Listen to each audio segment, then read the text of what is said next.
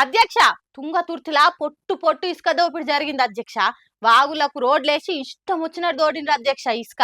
నేను గెలిచినాక ఆ రోడ్లను తవ్వి వాడేస్తా అని చెప్పిన అన్నట్టే తవ్విచ్చిన అధ్యక్ష.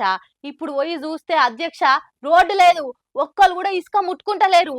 అవినీతికి తావులేదు అధ్యక్ష అని తుంగతుర్తి ఎమ్మెల్యే మందుల సామెల్ అన్నాడు కదా అసెంబ్లీలా. ఆగో సామెల్ సార్ అన్నట్టే ఇసుక దోపిడి జరుగుతూనే లేదు. మస్తు నియతగా నడుస్తున్నది పాలన. ఏంది నమ్ముతలేరా? మీరే చూడండి పారి.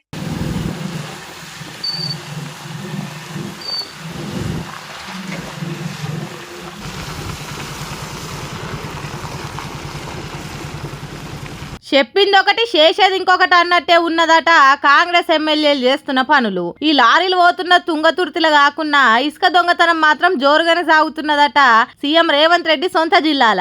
మధ్యరాత్రి ఇసుక లారీలు ఎట్లా పోతున్నాయో చూసిండ్రా? పుష్ప సినిమాల ఎర్రచందనం మొద్దులు దొంగదంద వేసినట్టు ఇసుక స్మగ్లింగ్ చేస్తున్న తీరిది.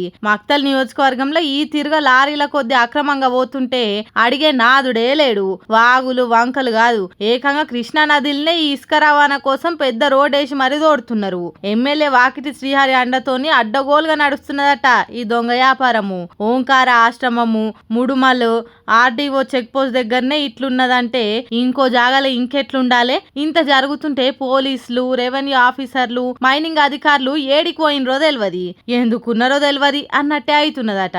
మరి ఇంత జరుగుతుంటే ఎమ్మెల్యే మందుల సామెలు చెప్పిన మాటలు ఎటువైనట్టు? అక్రమ ఇసుక రవాణాకు అడ్డకట్టేస్తాం అని చెప్పిన సీఎం రేవంత్ రెడ్డి మాటలు ఏమైనట్టు? అంటే అవన్నీ ఉత్తమాటలేనా? మేము అసెంబ్లీలో ఒకటి చెప్తాం, బయట ఇంకోటి చేస్తాం అన్నట్టు ఉంటే ఎట్లా అని అడుగుతున్నారట ఈ ఊర్ల జనాలు. ఎక్కువ రేట్ వస్తుందని ఏకంగా కర్ణాటక రాష్ట్రానికి సప్లై చేస్తున్నారట. అందుకే తోడుకున్నోళ్ళకి తోడుకున్నంత అన్నట్టు చేస్తున్నారట. ఎంత ఘోరము చూడుండ్రి ఇలా పాలన అని అంటున్నారట సీఎం సొంత జిల్లా పబ్లిక్.